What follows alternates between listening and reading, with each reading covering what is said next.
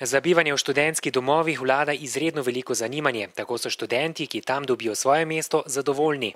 Je boljše zaradi organizacije, ti plačaš položnico, ni treba urejati plačevanja pa vsega tega.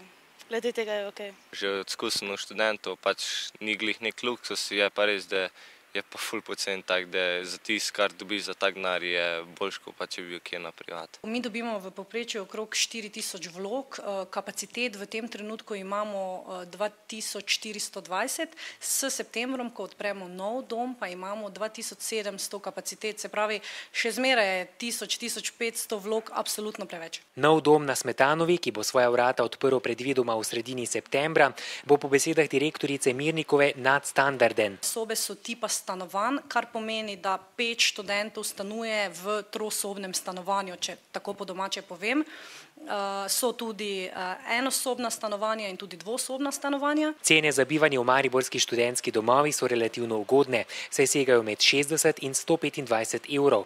Študenti za ta denar, po besedah direktorice Mirnikove, dobijo tudi veliko dodatnih ugodnosti. Ponujamo tudi brezplačen internet, brezplačno pranje in sušenje perila, brezplačno uporabo fitnesa, ki je v vsakem domu, potem brezplačno uporabo kopališča Pristan, potem ponujamo brezplačno uporabo multimedijskih sob, se pravi računalniških sob, potem tudi sob za zabave in na Smetanovi imamo tudi še eno garažno hišo, kar pomeni, da bodo študenti lahko najeli prostor za svojega konjička, ker namreč velik problem študentov je danes, kje parkirati. Tisti, ki mesta v študentskem domu ne dobijo, morajo najeti običajno nekoliko dražja najemniška stanovanja.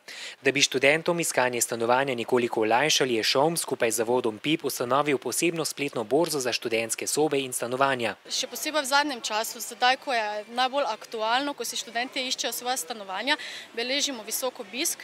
Naj samo omenim, da je bilo v preteklem letu oddanih več kot 8200 oglasov za sobe in stanovanja študentska, medtem ko je spletno stran obiskalo več kot 200 000 obiskovalcev. Že naslednje šolsko leto pa naj bi bil dokončan tudi zasebni študentski dom na Smetanovi 20, ki ga gradi študentski servis Maribor.